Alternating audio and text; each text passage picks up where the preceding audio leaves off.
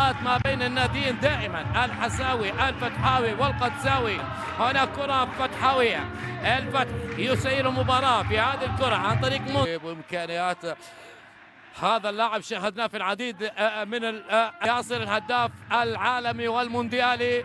كرة لصالح نادي الفتح، عرضية خلفية، تغطية القادسية وتسديدة.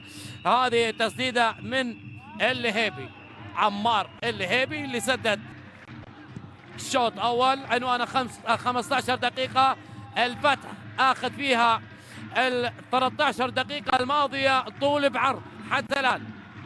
كرة النموذجي، الرابطة اللي وصل صوتها في كل مكان، اللي يقودها بندر الدوسري. والله يا بندر ما شاء الله. لا، الروابط في المملكة العربية السعودية. المدرب، العمل التدريبي، المدرب الوطني يتفوق في دوري جوي وكرة انطلاقة. كرة عادي للمنطقة الخلفية، يغطي كورته واحمد الكعبي. الكرة خاطئة الى صالح نادي الفتح.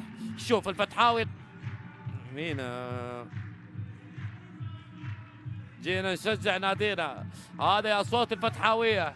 علي حسن مسعود وفيصل عبد الواحد، إيفرسون عثمان العثمان قائد المفكر في منتصف نادي الفتح.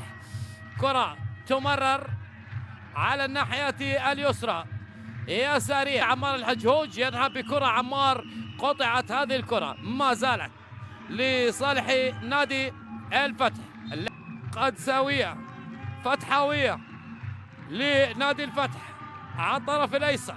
وضع اجواء ممتعه في المدرجات. كره تمريره الفتح الان المميزه. وسام خليوي، وسام خليوي ذهاب وكره على الطرف الايمن.